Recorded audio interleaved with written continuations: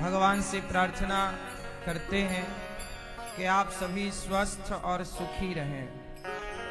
भगवान की कृपा आप पर, आपके परिवार पर सदा ही बनी रहे। आप सबके ऊपर जब भगवान की कृपा होती है तो जब आप बहुत खुश होते हैं, जब आप बहुत प्रसन्न होते हैं, तो जैसे बच्चों की खुशी से माता पिता खुश रहते हैं, बच्चों के दुख से माता पिता दुखी रहते हैं। जब आप बहुत प्रसन्न होते हैं तो आपकी प्रसन्नता देखकर भगवान भी प्रसन्न रहते हैं। भगवान रोते कब हैं? जब भगवान का कोई भक्त रोता है। हंसते कब हैं? जब भगवान का कोई, माँ की हंसी, माँ का रोना बच्चे से जुड़ा होता है। बच्चा हंस रहा है तो माँ भी हंस रही है, बच्चा संकट में है, दुखी है तो माँ भी दुखी है। ऐसे भगवान का है। इसलिए आप खुश रहा करिए, ये भाव रखिए कि हमारी खुशी से भगवान की खुशी है, परिस्थितियां जो भी हों। इसलिए हम कहते हैं आपके रिश्तेदार कितने हैं? भैया आपके कितने रिश्तेदार हैं? बहुत। आपकी लाल मैया कितने रिश्तेदार हैं? बहुत हैं? मैया आपके कितने? 10, 20, 100, 1000 कितने रिश्तेदार? मैया, सोफे वाली मैया, चश्मा वाली मैया, कितने रिश्तेदार आपके? चश्मा वाली मैया, यहाँ बहाना देखो, कितने? बहुत सारे। टोपी वाले भैया आपके। अब आज हम जो बता रहे हैं सुनो। हाँ, क्या रखा है ऐसी रिश्तेदारी में, क्या रखा है ऐसी रिश्तेदारी में, हमें रख लेना मेरे श्याम तेरी दरबारी में। बहुत रिश्तेदारी हमारी हो, क्या करोगे इतने रिश्तेदारों का? भीड़ कितनी भी हो, पर भीड़ में भी आप हैं तो अकेले। बोलो हाँ। इसलिए चाहे भीड़ भरी, चाहे भीड़ पड़ी अंबर पर, उड़ना तुझे अकेला है। इसलिए कहता हूं हमें रख लेना मेरे श्याम तेरी दरबारी में। गाओ, हमें रख लेना मेरे श्याम तेरी दरबारी में। जी लेंगे सरकार तेरी सरकारी में, जी लेंगे सरकार तेरी सरकारी में। क्या रखा है ऐसी रिश्तेदारी में, क्या रखा है ऐसी रिश्तेदारी में, हमें रख लेना मेरे श्याम। हे प्रभु, ये जगत की रिश्तेदारी में हमें ना उलझाना। प्रभु आप हमारे रिश्तेदार बन जाओ, आपसे हमारा एक संबंध जुड़ जाए। इसलिए कहता हूँ एक संबंध भगवान से जोड़िएगा। आप कितने लोगों का संबंध भगवान से है? सच्चाई एक बात बता भैया, वास्तविक संबंध तो आपका भगवान से ही है, जन्मजात। लेकिन आप लोगों ने यहां आकर के भगवान का रिश्ता तोड़ दिया, भूल गए। जबकि यथार्थ में आपके असली संबंधी कौन है? उन्होंने आपकी रचना की, उन्होंने आपको मां के पेट से बाहर भेजा, उन्होंने आपको जवानी दी, उन्होंने आपको जीवन दिया। तो असली रिश्तेदारी तो हमारी उन्हीं से है। लेकिन हम लोग यहां आए, सब भूल गए। यहां आके सब एक बार क्या हुआ, एक आदमी जंगल में रास्ता भटक गया। तो शेर उसके पीछे पड़ गया। शेर ने देख लिया कि कोई है, अब शेर लगा आऊं आऊं करके दौड़ा। अब वो आदमी भागा, अब शेर पीछे पड़ा तो कोई भी भागा, भागा भागा भागा भागा, तो सामने खाई थी। सामने क्या थी?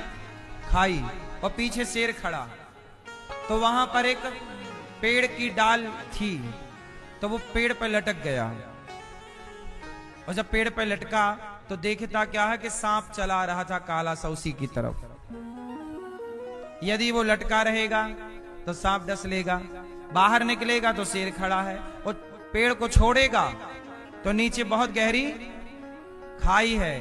तभी क्या हुआ, उस पेड़ पर मधुमक्खी का छत्ता था। पेड़ हिला तो शहद का छत्ता वो हिला, और एक एक बूंद शहद टपकने लगी, और टपक टपक के संयोग से उसके मुंह पे गिरने लगी, होंठों पे। और जैसे ही गिरा वो चाट ले, उसको बड़ी मीठी लगी। शहद तो शहद है, इतनी अच्छी शहद लगी कि शहद में ऐसा डूब गया कि भूल गया कि शेर खड़ा है, भूल गया कि नीचे खाई है, भूल गया कि सांप आ रहा है। अब बताओ वो लटका हुआ व्यक्ति कौन? कौन? वो लटके हुए व्यक्ति हम सब हैं, मैं भी आप भी। हम सब इस मृत्यु की खाई पर लटक रहे हैं। कुछ भी कर लो, चारों ओर से आपकी मृत्यु निश्चित है। कितना भी च्यवनप्राश खाओ, कितना भी तुम दवाई खाओ, कितना भी महंगा ट्रीटमेंट करो, पर देखो मौत खड़ी है चारों ओर से।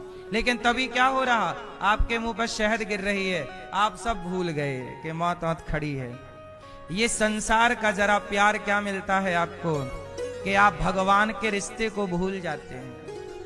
इसलिए कहता हूं, संसार में जरा पत्नी का, पुत्र का प्यार मिला, पैसा मिला, सम्मान मिला, आप तो भूल गए भगवान को, और संसार को ही अपना मान बैठे। इसलिए कहता हूं, संसार में कोई कितना। अच्छा ये बताओ, आजकल लोग पैसों में बिक जाते हैं कि नहीं? कहते ना तुम 10 लाख रुपए ले लेना, 1 करोड़ ले लेना, लोग कहते हैं हमारे लिए काम करो, तो लोग पैसों में बिक जाते हैं। देश से भी लोग गद्दारी कर देते हैं पैसों में, खुफिया जानकारी दूसरे देशों को पैसों में दे देते हैं। ये होता है कि नहीं? मतलब पैसों में बिक गए। ऐसे ही है कि आप लोग भी संसार के मोह में, संसार के लाड़ प्यार में आप भी बिक जाते हैं। हम कहते हैं अपने को बेचना मत, आप भगवान के हो, आप भगवान के बन के रहना। संसार में कोई कितना भी आपको बुलाए, आओ हम तुम्हें प्यार देंगे, लाड़ देंगे, सुख देंगे, नहीं, संसार के सुख को त्याग कर भगवान के ही चरण में रह के सुख का अनुभव करना चाहिए। क्योंकि भगवान अपने हैं, ये संसार अपना नहीं है बस। लेकिन दुनिया आपको खरीद लेती है और आप बिक जाते हैं। संसार में आपको खरीद लिया गया, थोड़ा भोगों का सुख दिया गया। जैसे एक स्त्री, अभी मैंने सुना कि एक पुरुष है, उस पुरुष को उसकी एक पड़ोसन ने फंसा लिया। अब वो रोज सज धज के बैठ जाती और उसी को टुकुर टुकुर देखती। आदमी ने भी देखा, उस आदमी को लगा इसको लगता है मेरे से प्यार है। धीरे से उस महिला ने बुलाया, यहाँ आओ, आप बहुत सुंदर हैं। उस आदमी ने भी कहा तुम भी बहुत सुंदर हो, तुम्हारी आंखें बड़ी सुंदर हैं, गाल बड़े सुंदर है। लो भैया, दोनों, वो लड़के, वो महिला जो थी वो उसे फंसाना चाहती थी, वो पैसे वाला था। अब उसने झूठे ही प्यार व्यार के जाल में फंसा लिया और उससे पैसा ऐंठने लग गई। अब बताओ, ये दुनिया फोकट में प्यार करती है? सच बताओ, बोलो, कोई तुमसे प्यार क्यों करेगा? कोई आपसे प्यार क्यों करेगा? आपसे कोई प्यार नहीं करता। फ्री में कौन प्यार करेगा ये बताओ? आदमी नहीं कमाता तो पत्नी 4 ताने मारती, और कमाए पैसा खूब लाए तो खूब प्यार करती है। बेटा पैसा नहीं कमाए तो माँ 4 ताने मारती है, बैठा बैठा खाता है निकम्मा। बाप 4 ताने मारेगा, और बेटा कमाए तो माँ हलवा बना के देगी बादाम का, ले बेटा खा, बादाम का भी खा, गाजर का भी खा, बढ़ई भी खा, गुजिया भी खा। और जो नहीं कमाए, अरे निकम्मा है। बोलो हाँ। फ्री में तो माँ भी प्यार नहीं करती, फ्री में तो पत्नी भी प्यार नहीं करती। बोलो हाँ। माँ के प्यार में भी स्वार्थ है या नहीं? पूछ रहे हैं, बताओ। बोलो हाँ या ना? भैया आप बताओ, माँ बाप के प्यार में भी स्वार्थ है या नहीं? अच्छा, बच्चों के प्यार में भी स्वार्थ है या नहीं? सब बताओ, क्या बिना स्वार्थ का धरती का कोई प्यार है? बहुत गहरी बात है ये, ऊपर ऊपर में समझ में नहीं आएगी। माँ बहुत प्यार करती है अपने बच्चे को, उसका मलमूत्र धोती है, दूध पिलाती है, जागती है। क्या स्वार्थ है? कोई कह सकता है माँ का क्या स्वार्थ है? माँ जिस स्त्री के बच्चा नहीं होता, उससे पूछो कि तुम बच्चे क्यों चाहती हो? स्त्री या पुरुष संतान क्यों चाहता है? स्वार्थ है तब तो चाहता। स्वार्थ कौन सा? कि समाज ताने मारना छोड़ दे। यदि समाज ताने ना मारे, कोई कुछ ना बोले कि बेटा नहीं है, तो बेटा भी नहीं चाहिए फिर लोगों को। वो तो दुनिया ताने मारती, इसलिए बेटा ये लोग बोले ना। स्वार्थ है कि हमारा वंश बढ़े। क्यों मेरी माँ? सब तरह का स्वार्थ है, इसलिए बिना स्वार्थ का कोई है तो केवल भगवान। कोई आपसे प्यार फ्री में नहीं करता, सबको कुछ चाहिए। एक भगवान है जो फ्री में आपसे प्यार करने को तैयार है, इसलिए आप भगवान से प्यार करो। आप इनसे प्यार की उम्मीद करते हैं, ये प्यार फ्री में नहीं करेंगे, इसलिए मैया आप रास्ता भटक गई हो। संसार से जो उम्मीदें आपने की हैं वो गलत है, इसलिए हम कहते हैं जी लेंगे सरकार तेरी सरकारी में, जी लेंगे सरकार तेरी सरकारी में। क्या रखा है ऐसी रिश्तेदारी में, हमें रख लेना मेरे श्याम तेरी दरबारी। जय हो। राधे राधे। ताली सेवा करते हुए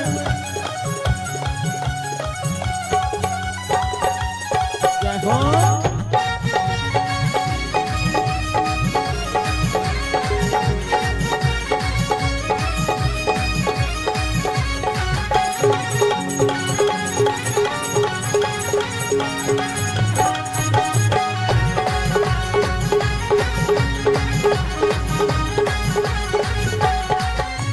रखा है ऐसी रिश्तेदारी में, क्या रखा है ऐसी रिश्तेदारी में। जी लेंगे सरकार तेरी सरकारी में, जी लेंगे सरकार तेरी सरकारी में। हमें रख ले हो, हमें रख ले हो, हमें रख लेना मेरे श्याम दरबारी में। हमें रख लेना मेरे श्याम तेरी दरबारी में। क्या रखा है ऐसी रिश्तेदारी में, क्या रखा है ऐसी रिश्तेदारी में। जी लेंगे सरकार तेरी सरकारी में, जी लेंगे सरकार तेरी सरकारी में। हमें रख ले हो, हमें रख ले हो, हमें रख लेना मेरे श्याम दरबारी में। हमें रख लेना मेरे श्याम तेरी दरबारी में।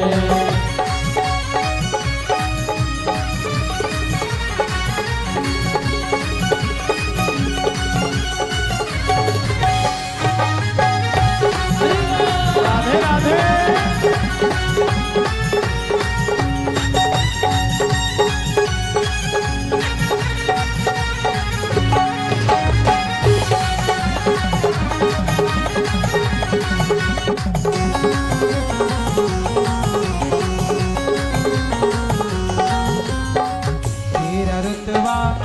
तेरा नजारा तीन लोक से न्यारा है। तेरा रुतबा तेरा नजारा तीन लोक से न्यारा है। दिलबर मेरे तुमसा न कोई लगता मुझको प्यारा है। दिलबर मेरे तुमसा न कोई लगता मुझको प्यारा है।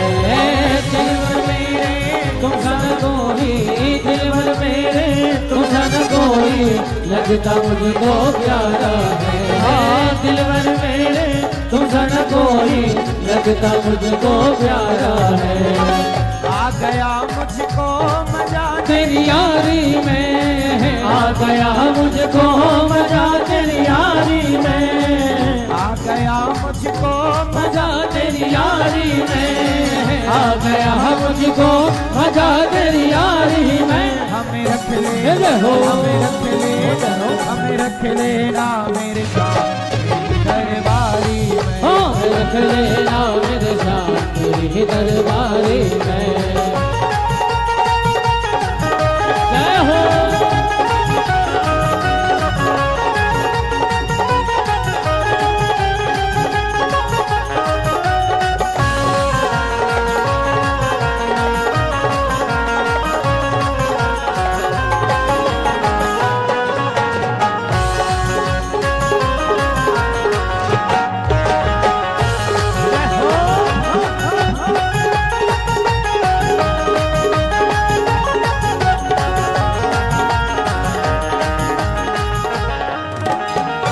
हुक्म जो भी कर दे कान्हा काम वैसा ही कर।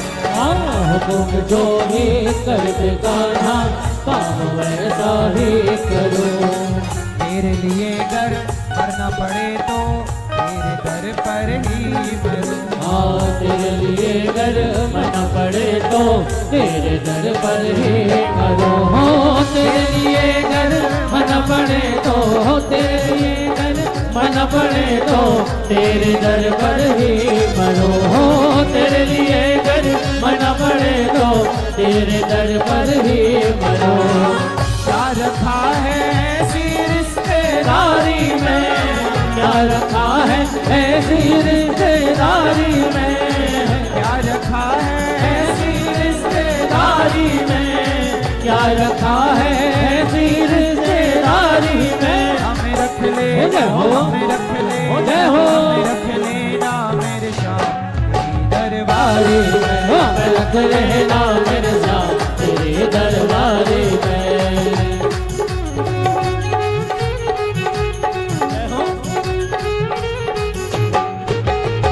हरि बोल।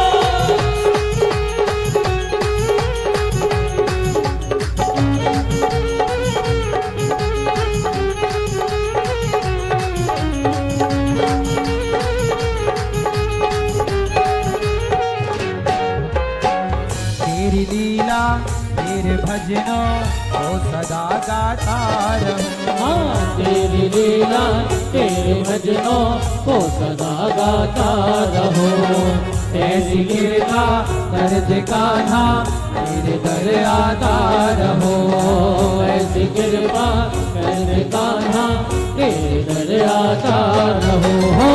ऐसी कृपा कर दे कान्हा, ऐसी कृपा कर दे कान्हा तेरे दर आता रहो। ऐसी कृपा कर दे कान्हा तेरे दर आता रहो। क्या करूं बन जाऊं तेरी प्यारी में, क्या करूं बन जाऊं तेरी प्यारी में। क्या करूं बन जाऊं तेरी प्यारी में, क्या करूं बन जाऊं तेरी प्यारी में। हमें रख ले, हो, हमें रख ले, हमें रख लेना मेरे शाह तेरी दरबारी में। हमें रख लेना मेरे श्याम तेरी दरबारी में। हमें रख लेना मेरे श्याम तेरी दरबारी में। क्या रखा है ऐसी रिश्तेदारी में, क्या रखा है ऐसी रिश्तेदारी में। जी लेंगे सरकार तेरी सरकारी में, जी लेंगे सरकार तेरी सरकारी में। हमें रख ले, जय हो। हमें रख ले, जय हो। हमें रख लेना मेरे श्याम तेरी दरबारी में। हमें रख लेना मेरे श्याम तेरी दरबारी में। हमें रख लेना मेरे श्याम तेरी दरबारी में। हमें रख लेना मेरे श्याम तेरी दरबारी में। हमें रख लेना मेरे श्याम तेरी दरबारी में। हमें रख लेना मेरे श्याम तेरी दरबारी में। हमें रख लेंगे सरकार तेरी सरकारी में। जी लेंगे सरकार तेरी सरकारी में। हमें रख ले, हो। हमें रख ले, हो जय हो। हमें रख लेना मेरे श्याम तेरी दरबारी में। हमें रख लेना मेरे श्याम तेरी दरबारी में। हमें रख लेना मेरे श्याम तेरी दरबारी में। हमें रख लेना मेरे श्याम तेरी दरबारी में। हमें रख लेना मेरे श्याम तेरी दरबारी में। हमें रख लेना मेरे श्याम तेरी दरबारी में। हाँ तेरी दरबारी में। तेरी दरबारी में। तेरी दरबारी में।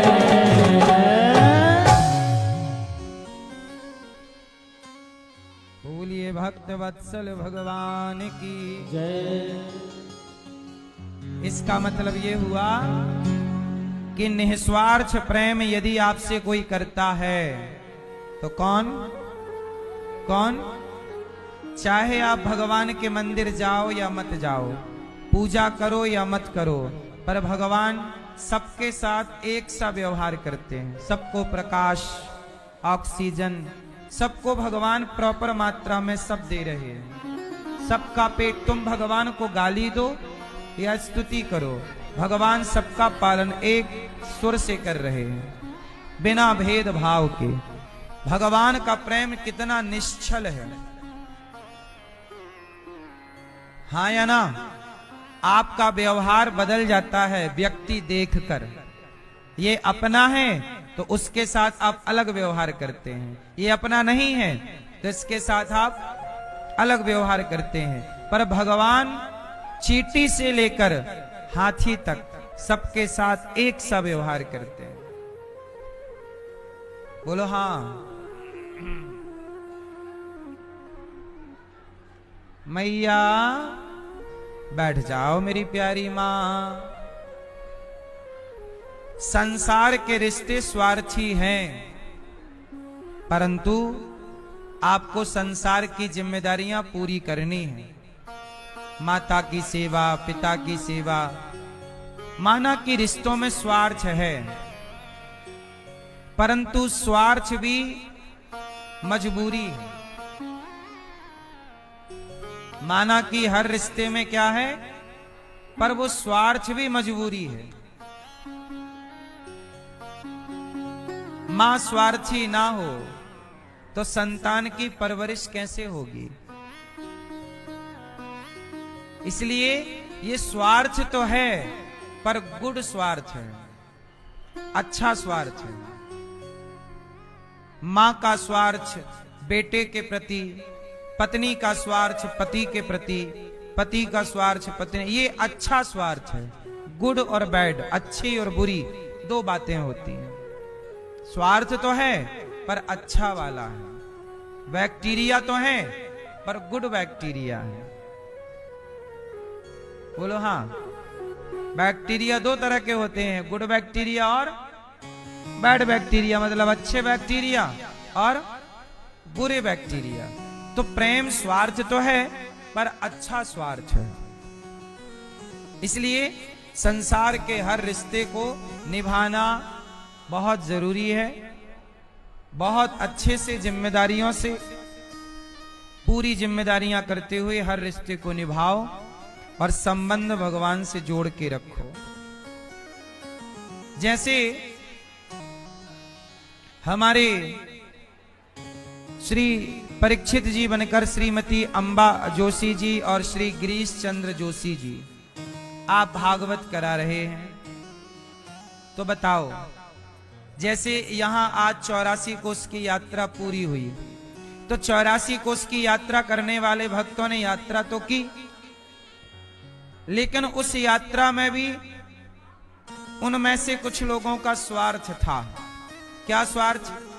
कि हमें 84 कोस की यात्रा से 84 लाख योनियों से छुटकारा मिल जाएगा, हमें पुण्य की प्राप्ति होगी। यह भी स्वार्थ है। बिना स्वार्थ के कोई यात्रा भी क्यों करेगा? परंतु यह स्वार्थ गुड स्वार्थ है, सही स्वार्थ है।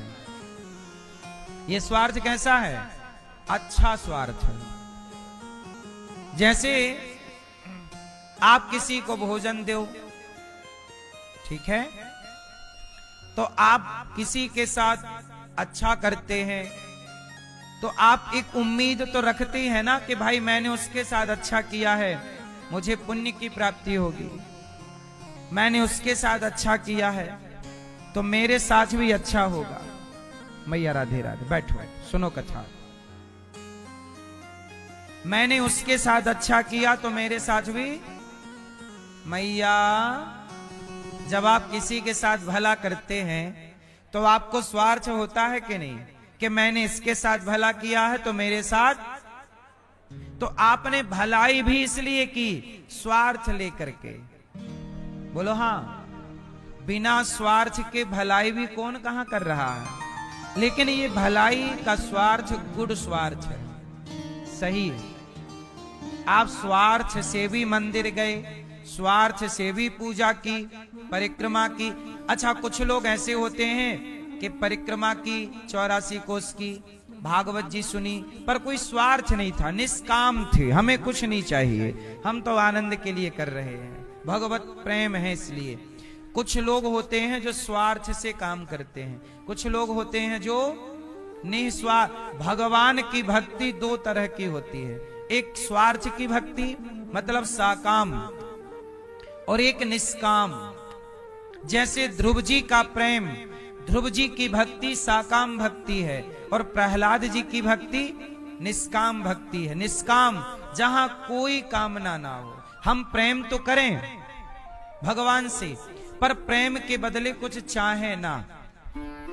और दूसरा जो प्रेम करता है तो बदले में चाहता है।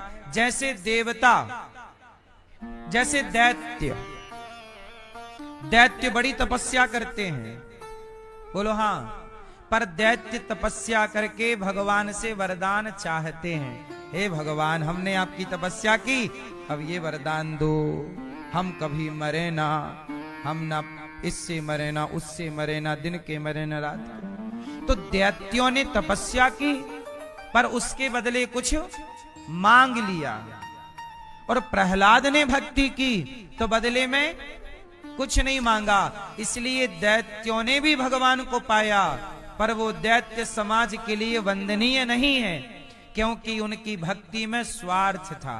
भक्ति तो दैत्यों के पास भी है, तब ना ब्रह्मा जी को खड़ा कर लेते हैं सामने। बोलो हाँ, भक्ति है, लेकिन उनकी भक्ति कैसी है? स्वार्थी, जो अपना स्वार्थ सिद्ध करने के लिए उन्होंने तपस्या की, जप तप किया। और प्रहलाद की भक्ति कैसी है? निष्काम। इसलिए मेरी मां, जप तप पूजा करो। यदि आप कोई इच्छा लेकर करते हैं तो गलत नहीं है, भगवान वो इच्छा तो पूरी करेंगे ही करेंगे जो आपकी कामना है। जैसे हमारे श्री मैया अंबा जी और श्री गिरीश चंद्र जी भागवत सुन रहे हैं, इनके अंदर कोई कामना है तो भगवान वो कामना तो पूरी करेंगे ही करेंगे। पर यदि ये निष्काम भागवत सुन रहे हैं तो इनको सकाम से जितना पुण्य मिलेगा उससे ज्यादा पुण्य की प्राप्ति निष्काम से प्राप्त होती है। निष्काम किया गया पुण्य सकाम पुण्य से बड़ा होता है। बात समझ में आई? सकाम पुण्य और निष्काम पुण्य, बात समझ में आई? सकाम पुण्य क्यों होता है? कि आपको जो चाहिए उस में वो पुण्य इकट्ठा होके वो कार्य कर देगा। और निष्काम है तो जहां जरूरत पड़ेगी वो निष्काम पुण्य वहां ऐड होता रहेगा। इसलिए आप सकाम पुण्य करते हैं वो भी श्रेष्ठ है, पर परम श्रेष्ठ क्या है? भगवान से जुड़ो। तो कैसे जुड़ो? कि आपके और भगवान के बीच में कोई स्वार्थ की दीवार ना हो। आपके और भगवान के बीच में कोई स्वार्थ की दीवार ना हो। तो यही भागवत जी हैं, यही भगवान की भक्ति है। हनुमान जी के अंदर, अच्छा देखो, भगवान की भक्ति सुग्रीव ने भी की, सुग्रीव को राम मिले। भगवान की भक्ति विभीषण ने भी की, विभीषण को भी राम मिले। भगवान की भक्ति हनुमान जी ने भी की, हनुमान जी को भी राम मिले। पर तीनों में किसका पलड़ा भारी है? सुग्रीव, विभीषण, हनुमान जी। किसका पलड़ा? बोलो क्यों? क्योंकि सुग्रीव की भक्ति स्वार्थी थी। सुग्रीव क्या बोला? बोले मेरी पत्नी भी चोरी हो गई है, आपकी पत्नी भी चोरी हो गई है। तो सुग्रीव बोला पहले आप मेरी मदद करो, फिर मैं आपकी मदद करूंगा। तो ये व्यापार हो गया। ये क्या हो गया? ये व्यापार है। सुग्रीव ने भगवान से डील कर ली, तुम हमारी पत्नी लौटाओ, हम आपकी पत्नी लौटाने में मदद करेंगे। बोलो हाँ। तो भक्त तो है पर स्वार्थी भक्त है, इसलिए सुग्रीव की पूजा नहीं हुई।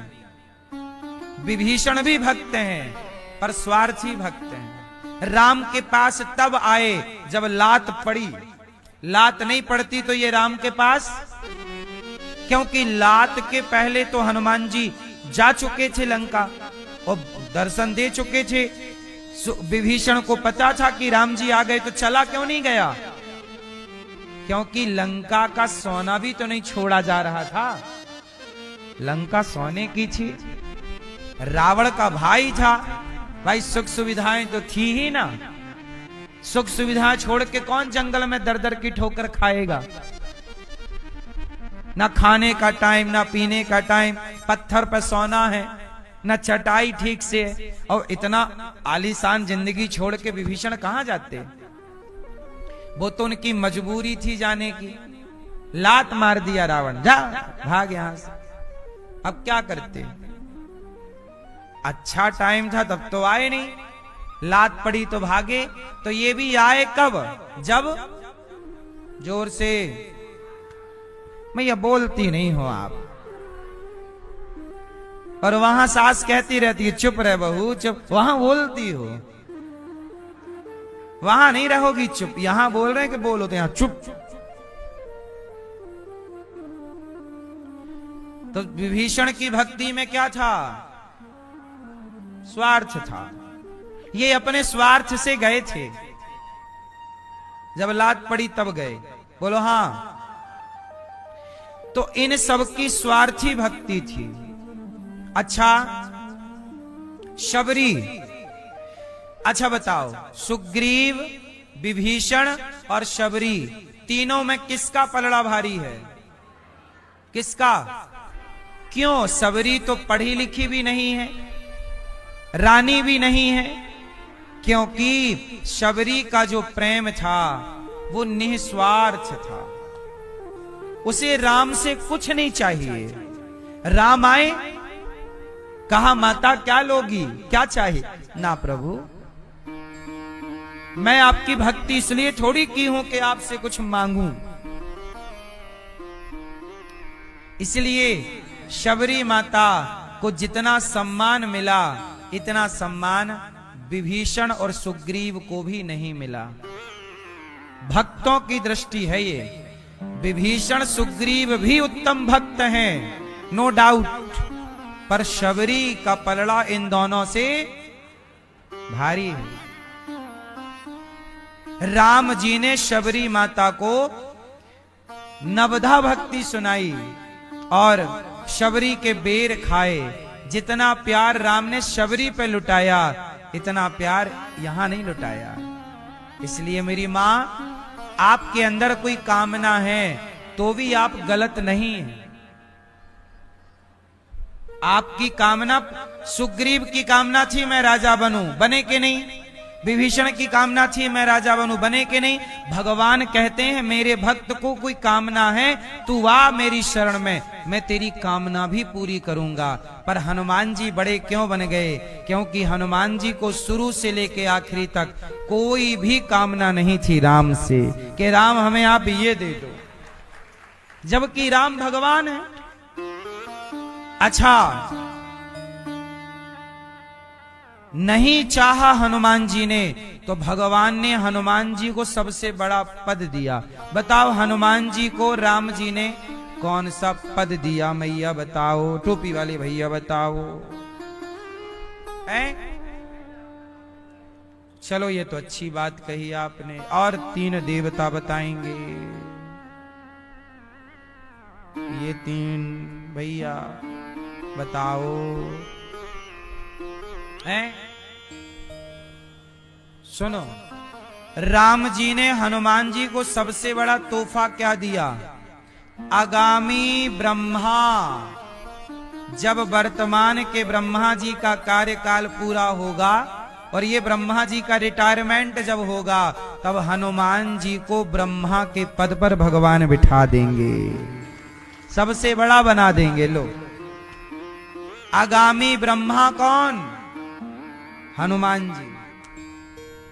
इसलिए हनुमान जी से बना के चलो। जब हनुमान जी ब्रह्मा बनेंगे तो आपको भी कहीं कहीं का इंद्र फिंद्र तो बना ही देंगे। भैया आपको भी अप्सरा वगैरह बनना हो तो हनुमान जी स्वर्ग वर्ग भेज के वो बनवा ही देंगे, अप्सरा में नाम लिखवा ही देंगे। चलो जा।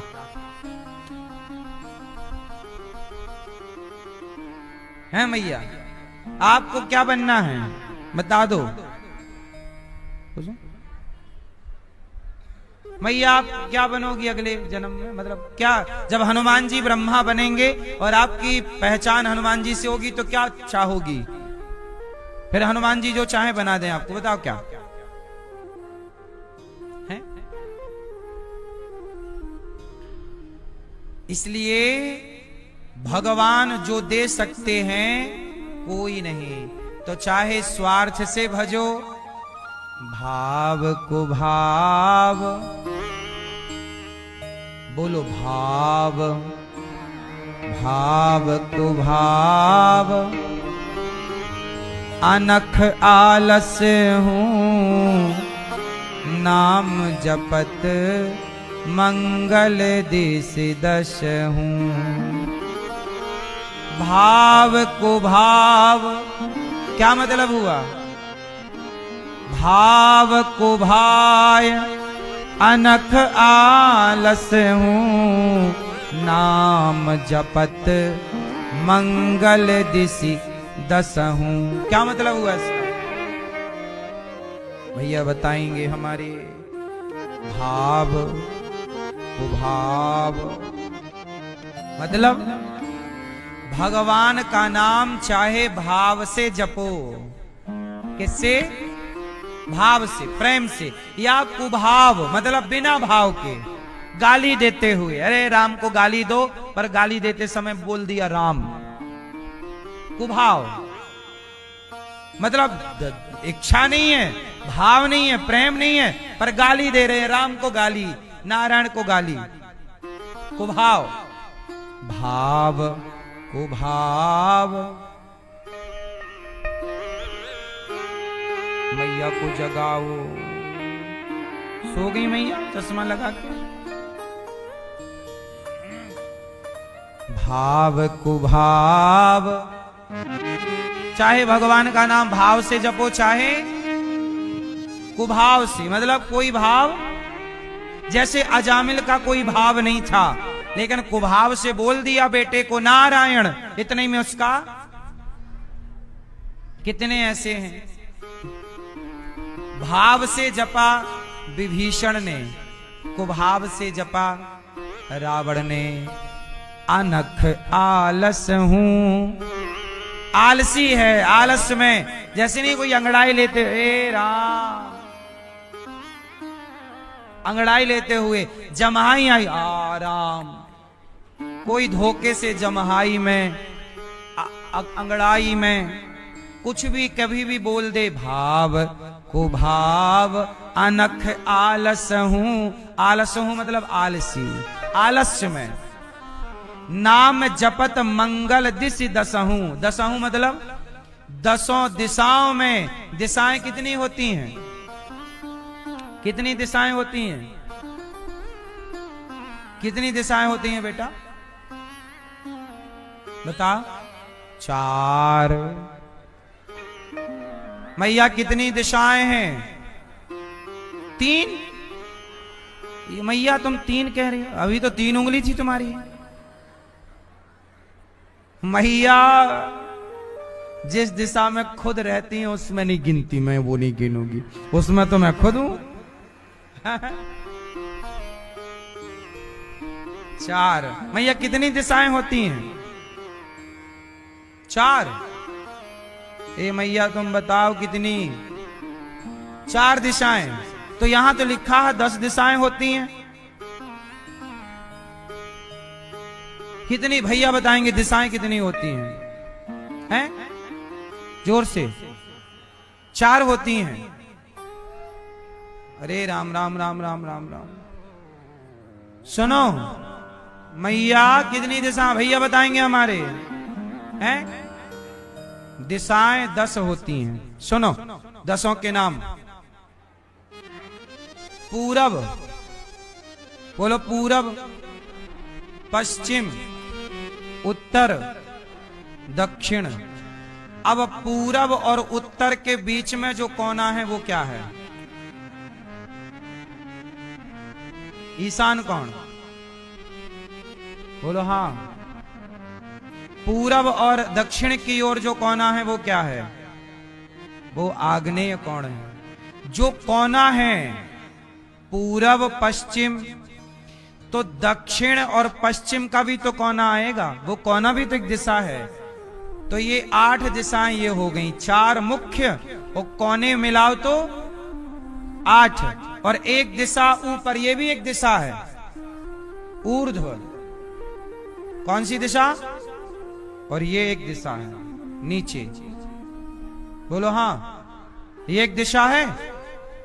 बोलो भाई। मैया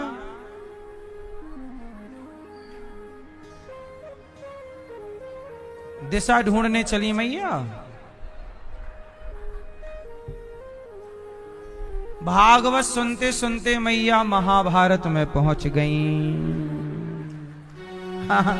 मैया बोली भागवत में सुन चुकी, अब मैं महाभारत चालू करती हूं। ओ गुलाबी मैया,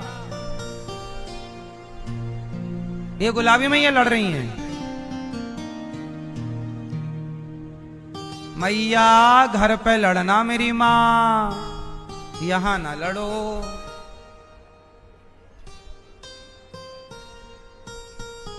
घर से निकली बेचारी, लड़ाई की नहीं ना कुछ दिनों से, हीण गई। किससे लड़ूं तो बगल वाली ले धक्का। हाँ ठीक से नहीं बैठ रही। चालू हो गया महाभारत। मैया अच्छे से बाहर निकल के लड़ो, बगल में मैदान है, जाओ अच्छे से लड़ो।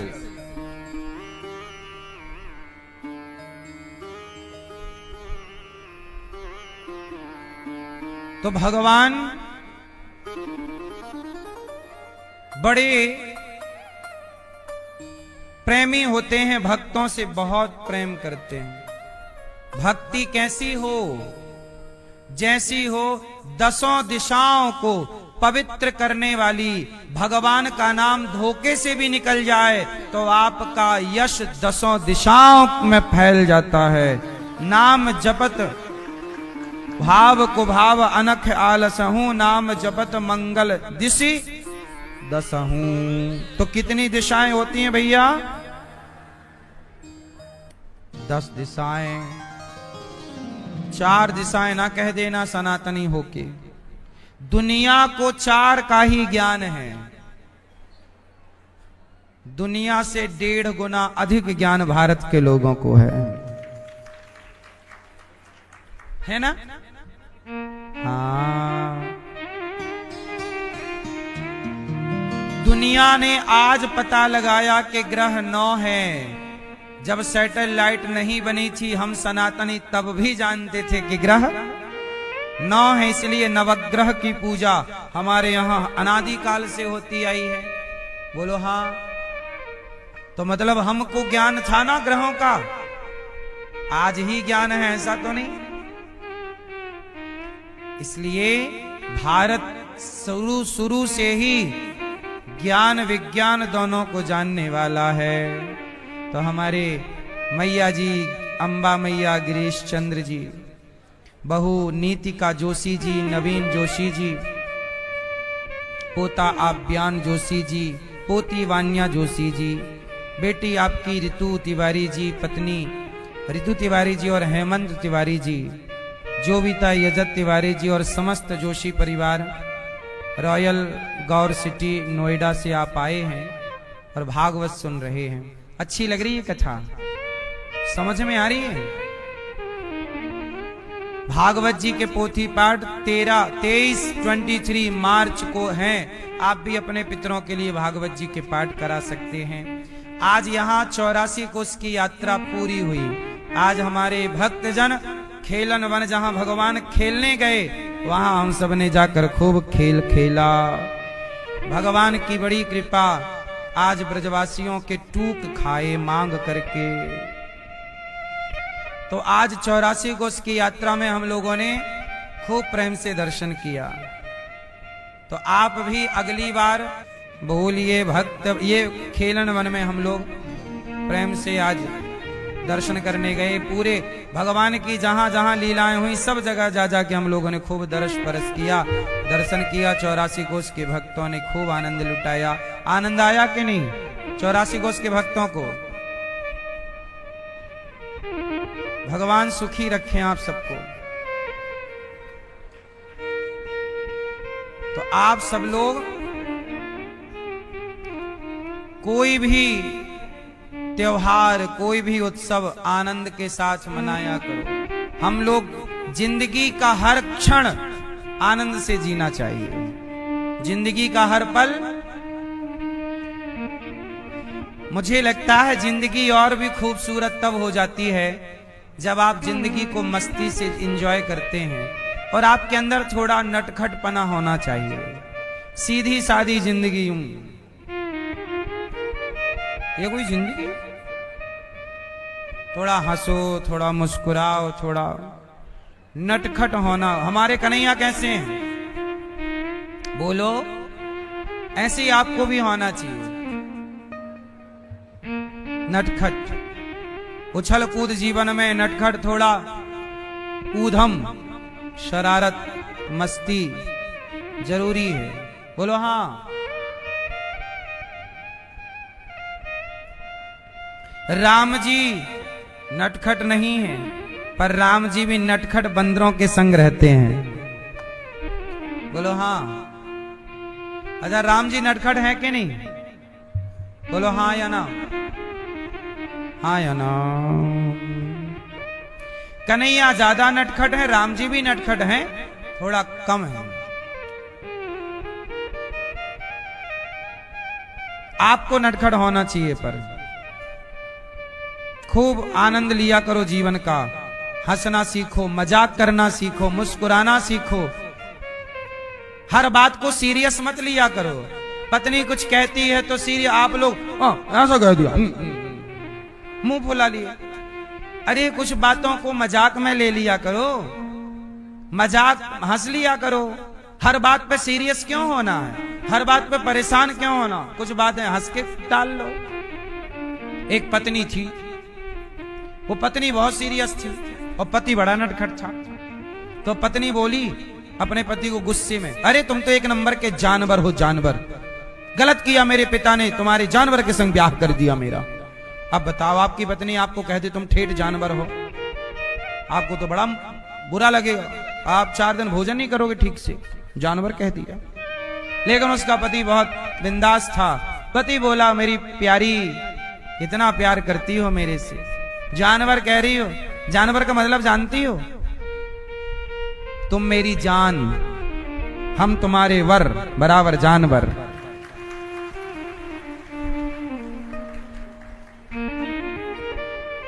टेंशन लेना हो तो आप टेंशन ले सकते हैं इस बात पे कि पत्नी ने जानवर कह दिया, लेकिन इसे दूसरे वे पे लेना हो तो ये भी एक आनंद है। किन किन की बातों को लोगे गंभीरता से, पत्नी की बात, पुत्र की बात, टेंशन ना पा। बेटे ने गाली दे दी, बेटे ने कुछ कह दिया, अब टेंशन पालोगे तो क्या हो जाएगा। इसलिए कोई बात नहीं, कह दिया सो कह दिया, छोड़ो कल की बातें। हम लोगों ने उम्मीद भी तो इतनी कर रखी है। कई बार आपको उम्मीद मेरे से है, लेकिन मैं आपकी उम्मीद पे खरा नहीं उतरता तो आपको गुस्सा आने लग जाती है। आपकी उम्मीदें आपके पुत्र से हैं, और जब आपका बेटा आपकी उम्मीद पे खरा नहीं उतरता तो आपको गुस्सा आता है। तो बताओ, उसमें गलती बेटे की है कि आपकी है? आपकी ही गलती ये है कि आपने व्यर्थ की उम्मीदें क्यों पाल रखी हैं। इसलिए बच्चों को पढ़ाओ लिखाओ, संस्कार दो, पर उम्मीदें ज्यादा ना करो। आप उम्मीदें किए बैठे हैं, हाँ या ना? क्यों? बंधन ना हो उम्मीदों का, खुश रहो, बिंदास रहो। कोई कुछ कह दे तो सीरियस मत लो, मुस्कुराने के भाव से ले लो। जो बात अच्छी लगे ग्रहण कर लो, जो बात अच्छी ना लगे उसका एक हंसने का अर्थ निकाल के खुश रहो। क्या हम टेंशन पाल के भी क्या करें? आपने हमें कुछ कह दिया, अब हम मुंह बनाए बैठ गए तो क्या होगा इससे? आपने तो कह ही दी ना, अब हम मुंह बनाए तो क्या होगा? कहते ना, तीर कमान से और बात निकल गई वापस अब जानी नहीं है, तो उसका अर्थ ठीक कर लो ना। इसलिए तुकाराम जी बड़े सत्संगी संत थे, उनकी पत्नी बहुत डांटती। क्यों? जब देखो तब बैठे राम राम जपते रहते हो, कोई काम धाम नहीं करना, बैठे बैठे खाते हो। तुकाराम जी फिर भी बेचारी को कहें, वाह तुम कितनी अच्छी हो।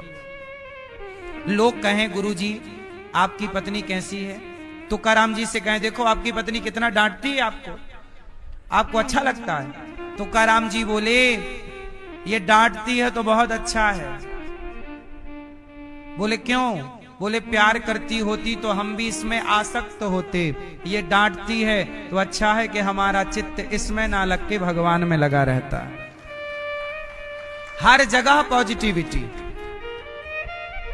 सुखी वही है जो हर हाल में क्या ढूंढ ले? सकारात्मकता, हर बात पे पॉजिटिविटी। तो हमें गाली भी दो तो भी हम उसमें अच्छाई ही ढूंढेंगे। अब तुकाराम जी बैठे सत्संग करने, पत्नी बोली, सुनो मैं पानी भरने जा रही हूं कुएं में, घर का थोड़ा काम कर लेना, झाड़ू आड़ू लगा लेना, मैं आ रही हूं पानी भर के। कुछ हम करें कुछ तुम करो। तुकाराम जी को बड़बड़ा के चली गई। अब पत्नी आई घड़ा लेके, देखी तो अभी भी बाबा जी बैठे, सत्संग चल रहा, तो भरा भराया घड़ा पति की खोपड़ी में पटक दिया। तुकाराम जी बोले अपने चेलों से, देखो हमारी पत्नी कितनी अच्छी है। बेचारी पहले आई तो गरज गई, बाद में आई तो बरस गई। सुना था कि जो गरजता है वो बरसता नहीं, जो बरसता है वो गरजता नहीं। हमारी पत्नी भगवान ने कितनी अच्छी दी, गरजती भी है। और देखो जरा, ऐसी पत्नी में भी संत सुखी हैं। शिकायत नहीं है कि ऐसी पत्नी है जो घड़ा सिर पर फोड़ रही है। क्यों? आपकी पत्नी ऐसी तो नहीं है बरसने वाली? बोलो हाँ या ना। आपकी कैसी है भैया? सोच रहे पड़ गए आप, याद करने लग गए कब घड़ा पटकी थी इस खोपड़ी में? नहीं, ऐसी नहीं है, पर देखो मतलब अच्छी है, इसलिए खुश रहो।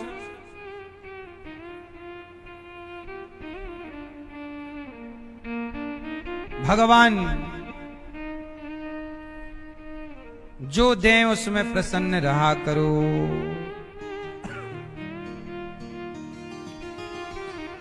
राजा परीक्षित जी ने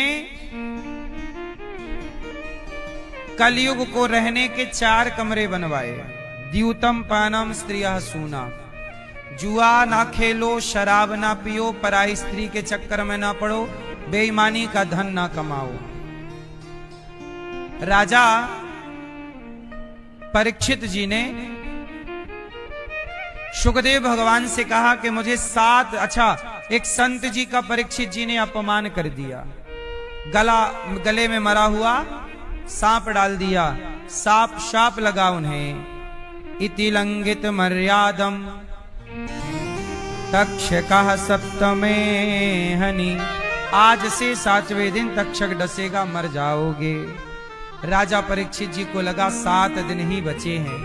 हाथ जोड़ करके कहा सुखदेव जी से, गुरुदेव 7 दिन बचे हैं, बताइए मैं क्या करूं। अच्छा बताओ, जिसके जीवन में 7 दिन बचे हों, जिंदगी थोड़ी बची हो, उसे क्या करना चाहिए।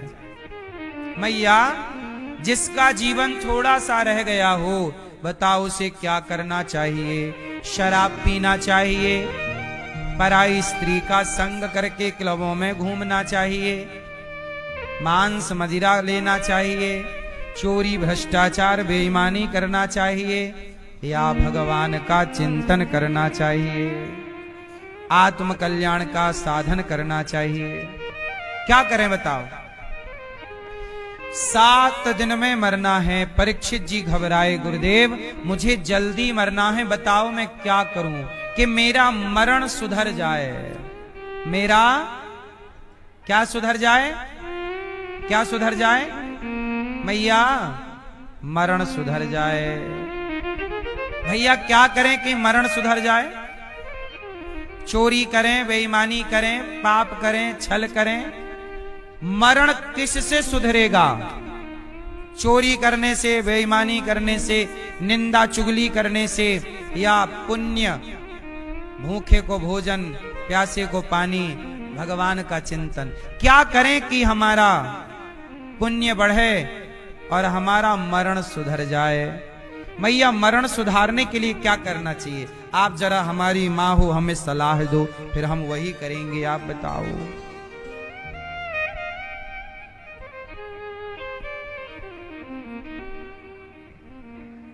मैया री मैया, मैया री मैया, छोटी सी मेरी एक ही बात बता दे। मरण सुधारने के लिए क्या करूं?